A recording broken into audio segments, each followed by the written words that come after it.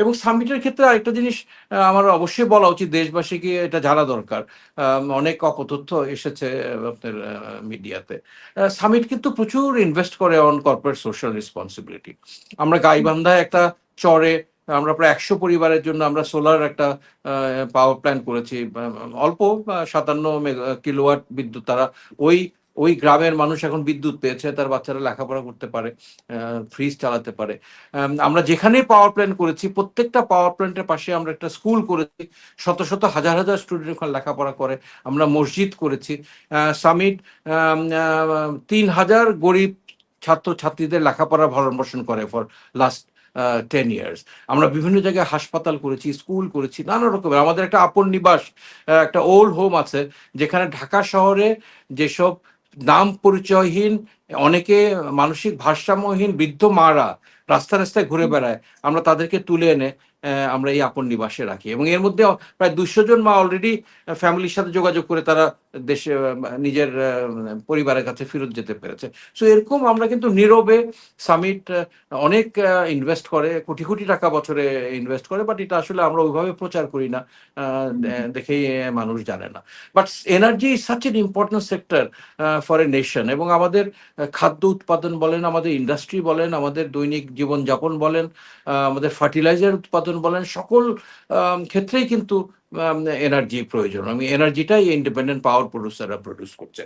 আরেকটা ক্ষতি যেটা ইন্টারিম গভর্নমেন্ট করে গেছে, এটা আপনাকে বলতে হবে, বাংলাদেশের ২টা FSRU আছে। FSRU, floating storage regasification unit. এরা হচ্ছে একটা হচ্ছে এক্সেলারেট মার্কিন যুক্তরাষ্ট্রের একটা কোম্পানি, আর একটা সামিটের। আমাদের একটা জাহাজ আছে, যে জাহাজে আমরা প্রতি মাসে একবার, দুইবার বা তিনবার এলএনজি লিকুইড গ্যাস আমদানি করে নিয়ে আসি, এবং ওই লিকুইড গ্যাসটা রিগ্যাসিফাই করে, ওকে হিট করে ওইটা গ্যাসে পরিণত করে 60 টাইমস এটা ভলিউম বাড়িয়ে আমরা ন্যাশনাল গ্রিডে দিয়ে দিই। এবং আমাদের সামিটের এফআরসির ক্ষমতা হচ্ছে 500 million standard square cubic feet per day. আমাদের বাংলাদেশে যে এলএনজি আমদানি হয় তার 50% আমাদের এফআরসির মাধ্যমে আসে। এবং বিগত সরকার ইন্টারিম গভর্নমেন্টের আগে থার্ড এফআরসিউটা আমরা টেন্ডার করে আমরা জয়ী হই, এবং এই প্রজেক্টটা আমাদেরকে দেয়া হয়। এবং আমরা এর জন্য ডাউন পেমেন্ট দিয়ে $25 মিলিয়ন ইনভেস্টও করেছিলাম। এবং চুক্তিতে লেখা ছিল যে 30 দিনের মধ্যে সরকার বা 60 দিনের মধ্যে সরকার চাইলে এই চুক্তিটা ক্যান্সেল করতে পারে। বাট ইন্টারিম গভর্নমেন্ট এসে 6 মাস পরে এই চুক্তিটা তারা ক্যান্সেল করে। এবং তারা যে দুইটা কারণ দেখায়, একটা দেখায় যে আপনারা যে $10 মিলিয়ন ডাউন পেমেন্ট দিয়েছেন এটা 2 দিন পরে দিয়েছেন। তো আমরা একটু অবাক হয়ে গেলাম, কিভাবে 2 দিন পরে। আমরা গিয়ে দেখি যে ডেটে ডাউন পেমেন্ট করার কথা ছিল, ইট ওয়াজ এ ফ্রাইডে, এবং আমরা এই জন্য ডাউন পেমেন্টটা করেছি Sunday, the next banking day. Second যে কারণটা তারা দেখায়, যে যেই কোম্পানির নামে এই প্রজেক্টটা অ্যাওয়ার্ড করা হয়েছে সেই কোম্পানি ডাউন পেমেন্ট না করে, গ্যারান্টি পেমেন্ট না করে, তার মাদার কোম্পানি, মানে বাবা না পে করে দাদা এই এই মূল্যটা দিয়েছে। এবং এই দুইটা খুবই দুর্বল কারণে তারা এই এফআরসির কন্ট্রাক্টটা ক্যান্সেল করে। আমরা হাইকোর্টে গিয়েছি, কোর্টে গিয়েছি, কোর্ট সরকারকে স্টে অর্ডার দিয়েছে যে তোমরা এটা রিজলভ না হওয়া পর্যন্ত তোমরা নতুন টেন্ডার করবে না। বাট এটা তো হলো কি, কনসিকুয়েন্সটা কি, যে আমরা সামিট $25 মিলিয়ন ইনভেস্ট করেছিলাম, এবং 26শে ডিসেম্বর, এই বছর ডিসেম্বর এটা অ্যাক্টিভ হওয়ার কথা ছিল। আপনারা জানেন দেশব্যাপী এখন গ্যাসের স্বল্পতা, কারখানা চলছে না, আমরা বাসা বাড়িতে আমরা গ্যাস পাচ্ছি না।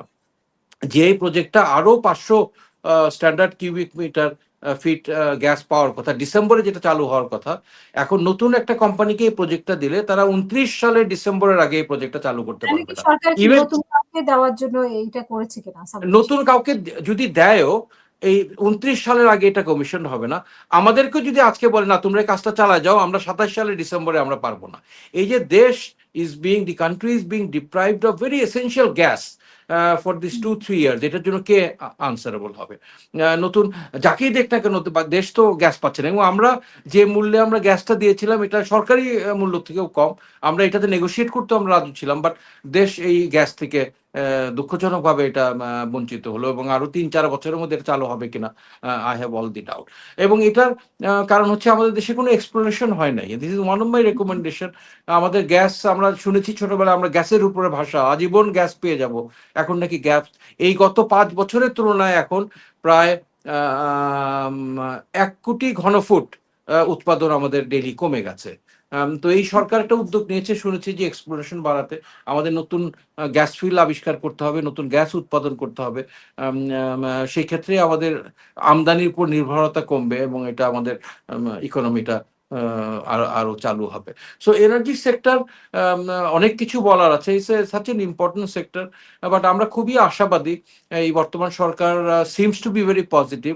যদিও আমাদের টোটাল আইপিবি ইন্ডিপেন্ডেন্ট পাওয়ার প্রডিউসাররা 56,000 কোটি টাকা পায় সরকারের কাছে, এবং এই দেনাটা এই ইন্টারিম গভর্নমেন্ট দিয়ে গেছে। তারা প্রাথমিকভাবে এসে একটু বিল টিল দিচ্ছিল, তারপরে তারা বিল দিয়ে তারা খালি ওই রিজার্ভ বাড়ানোর ধান্দায় ছিল, 32-33 বিলিয়ন ডলার।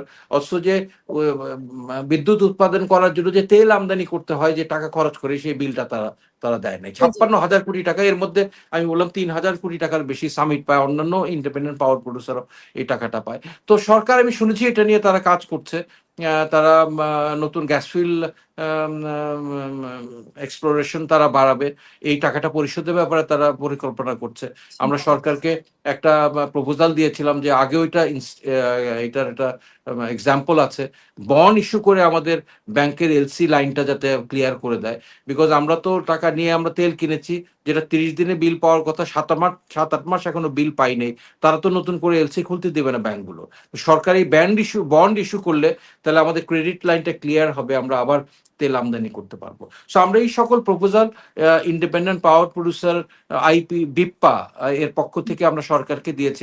আমিও গিয়ে দেখা করেছি আমাদের প্রেসিডেন্টের সাথে, এবং তারা এটা সিরিয়াসলি কনসিডার করছে। তো আমি আশা করি, এবং যেদিনই যুদ্ধ লাগলো আমি শুনলাম, আমি বিবৃতি গিয়েছিলাম, গিয়ে দেখি তারা দৌড়াদৌড়ি করছে কেন? বিকজ মাননীয় প্রধানমন্ত্রী যে জানতে চেয়েছে যে আমাদের তেলের পজিশনটা কি। দিস ইজ ভেরি পজিটিভ যে একটা ঘটনা ঘটার পরেই সরকার, মাননীয় প্রধানমন্ত্রীর মনে এসেছে যে আমাদের তেলের, এবং তখন আমাদের তেল রিজার্ভ মানে 20-30 দিনের বেশি। যেরকম চায়নাতে এই ঘটনা ঘটার পরেও কিন্তু এখনো এফেক্টটা পড়েনি, তাদের প্রায় 8-9 মাসের রিজার্ভ তাদের কাছে আছে। They can afford it. Bangladesh can't afford to have so much of reserve. আমরা ডেলি আনি, ডেলি খরচ করি।